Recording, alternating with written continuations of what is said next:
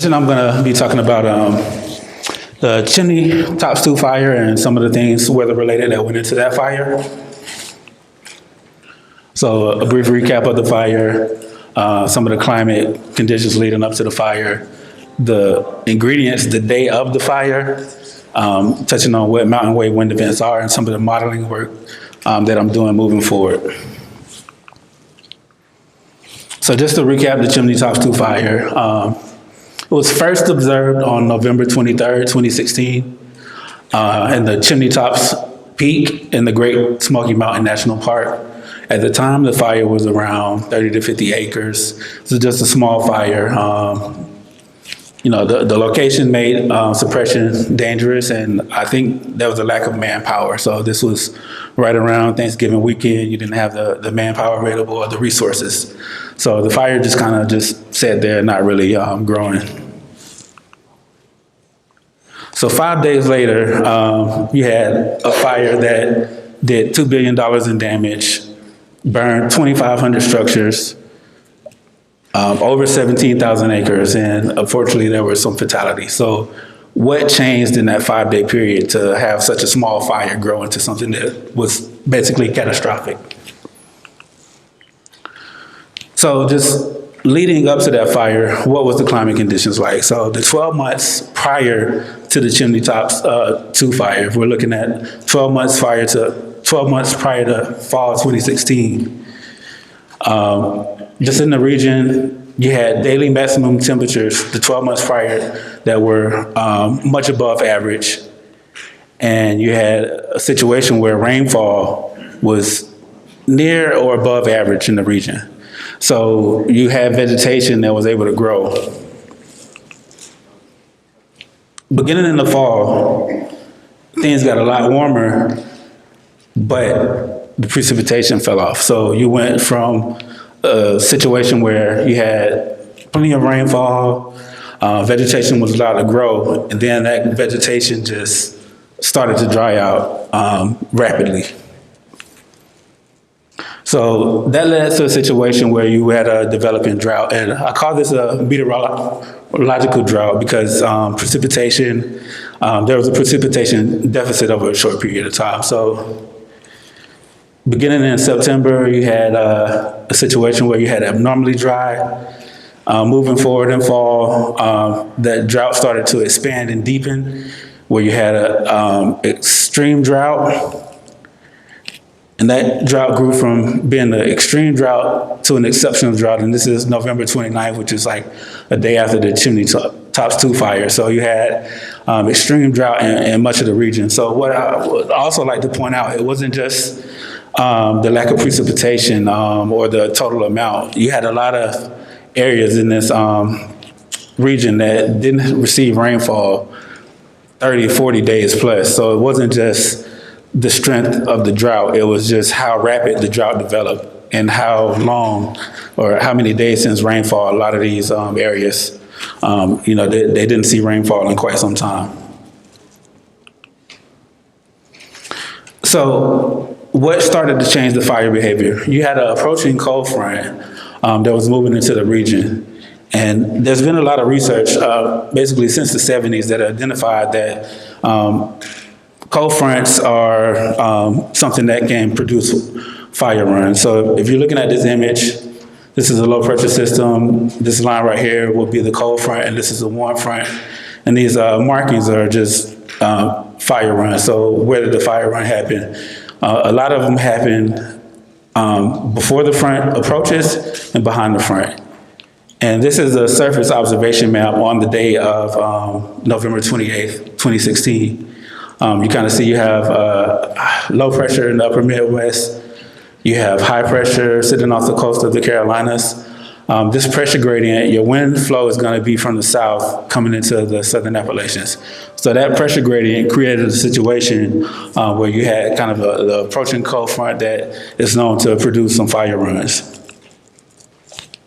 And this is just an observation that was captured during the Chimney Tops II fire. This was somewhere in Gatlinburg. You can kind of see sustained winds at 43 miles per hour. You had gusts up to 70 miles per hour. This was about 8 o'clock. So, what what was causing these extreme winds? Was it the front or was it something else? So in this area, you get something called mountain wave wind events that develop. These are terrain-induced wind events. So in the Great Smoky Mountain National Park, where the fire occurred, you have some of the highest terrain in the area. So interactions between the topography and winds can cause these extreme wind events called mountain wave wind events. So what happens is you get air that's forced to go over this topographic boundary. This air, once it's forced to go over, it transfers higher momentum air to the surface. This air warms and compresses, and it can create extreme wind events. I'll kind of give you an analogy. Say if you have a water balloon and you force it underwater, that balloon is going to want to rise back up. The inertia in that balloon is going to rise back up. And this is some of the same thing that's happening. So you have air that doesn't want to go up, it's forced to go up, it's going to want to come back down, and that momentum and energy is transferred back to the surface. One of the things that happens with this also that happens is this extreme wind events, they cause power outages, they cause power lines to fall. That is also a hazard. And sometimes you get wind gusts 40 meters per second, so that's about 89 miles per hour. So that's almost a Cat 2, high-end Cat 1 hurricane wind gust. So these wind events aren't exclusive to the Southern Alps. They happen in other parts of the world. I'm not sure if you guys are familiar with the Marshall Fire that happened in Colorado, but this fire was caused by mountain wave wind events, and during this fire, you had sustained winds of 50, 60 miles per hour, and you had gusts of 80 to 100 miles per hour during this event. So you had a small fire that basically, when this wind event developed, turned into another catastrophic fire. And it has happened recently in the Southern Alps again. So this was, I guess it's the Weirds fire. This happened on March 30th. Through the afternoon of the March 31st of 2022. So you had another high wind event, low relative humidity, and you had an existing fire. So that fire, again, spread rapidly, where you had a situation where over 3,000 acres were burned, 100 homes damaged. You had to have some evacuations, and this is just a radar image of the smoke plume that was captured during the fire. So the smoke plume was able to show up on the existing radar. So the reason that I'm pretty confident in saying that this is not just a one-off event. So this image right here is just kind of showing activity during the fire season. So you notice that the peaks in the spring and the fall fire season kind of match up with the peaks of occurrences of mountain wave wind events. You can get these events to occur throughout the year, except for the summer. So, you know, we've observed these events in all months except for the summer months. And, you know, they kind of match up with times where there will be wildfires. So just some notable events in the Southern Alps. You had a couple events where you had wind gusts of over 100 miles per hour. A lot of these occur at Cove Mountain and Camp Creek. So you had a couple events where you had winds of 90 miles per hour or more.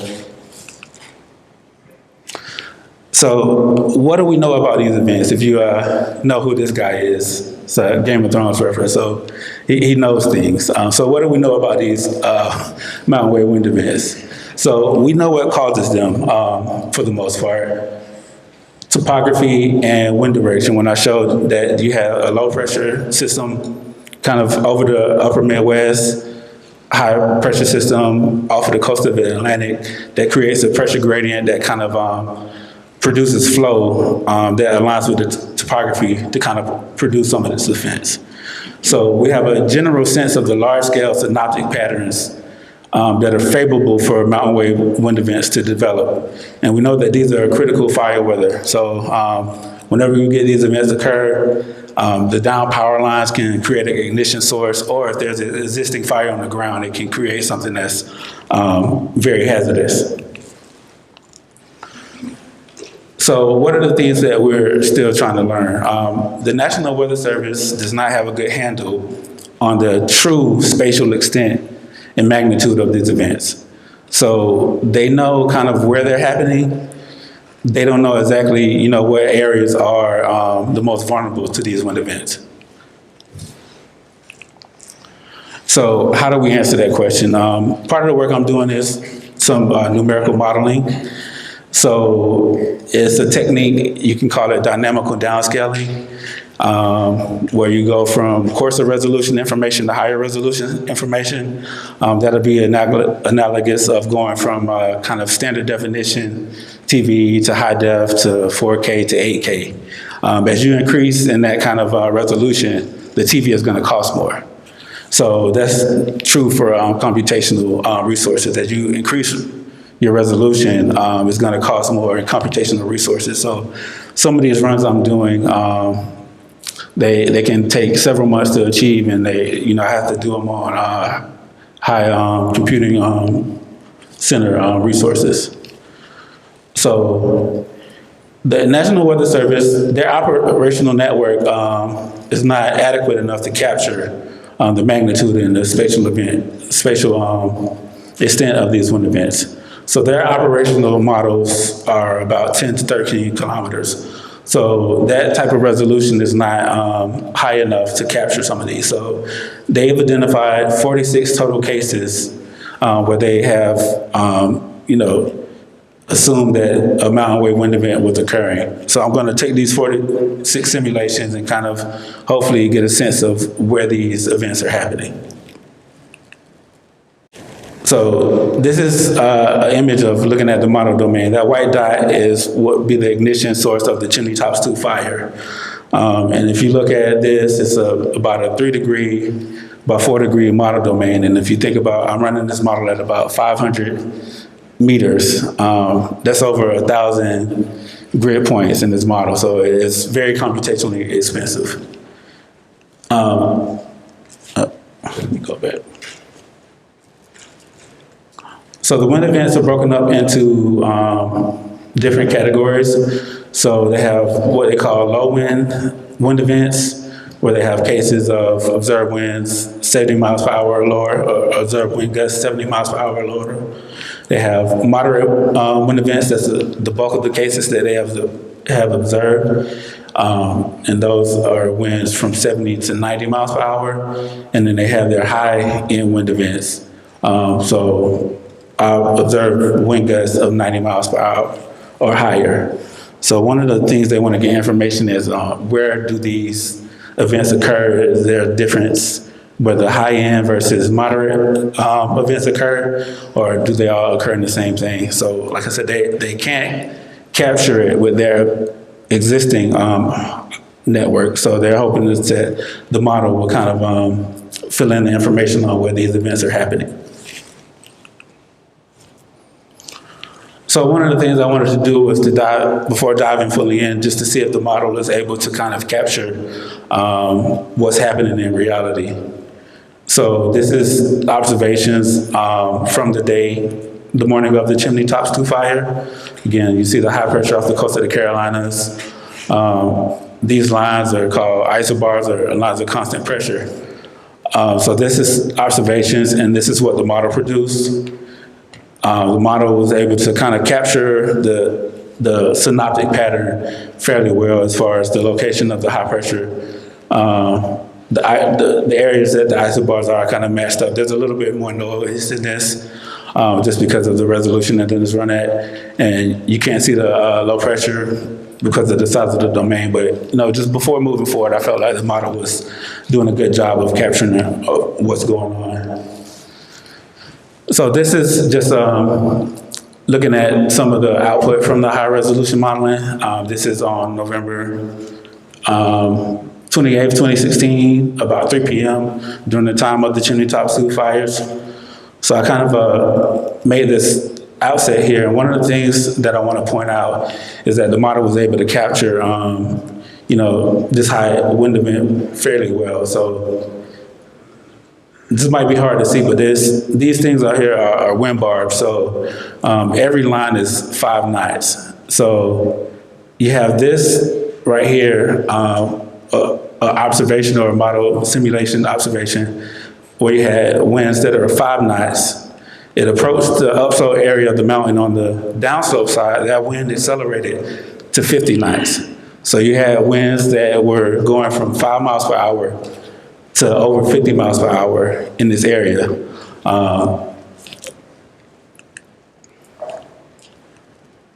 And one of the other things that I want to point out when these wind events develop is if you look at the shading in here, the darker shading is relative humidity.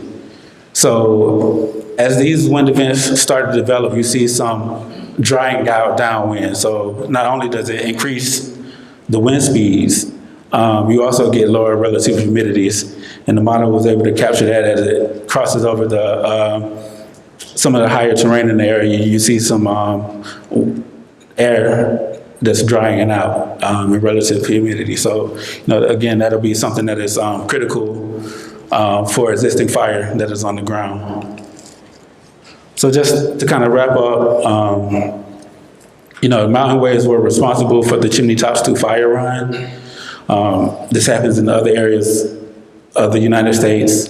Fairly confident that it's not a one-off event in the Southern Appalachians, as I've shown that there's over 40 cases of these happening. We know when they're happening. We're just hoping to use the high-resolution modeling to kind of highlight some of the vulnerable areas during these mountain wave wind events.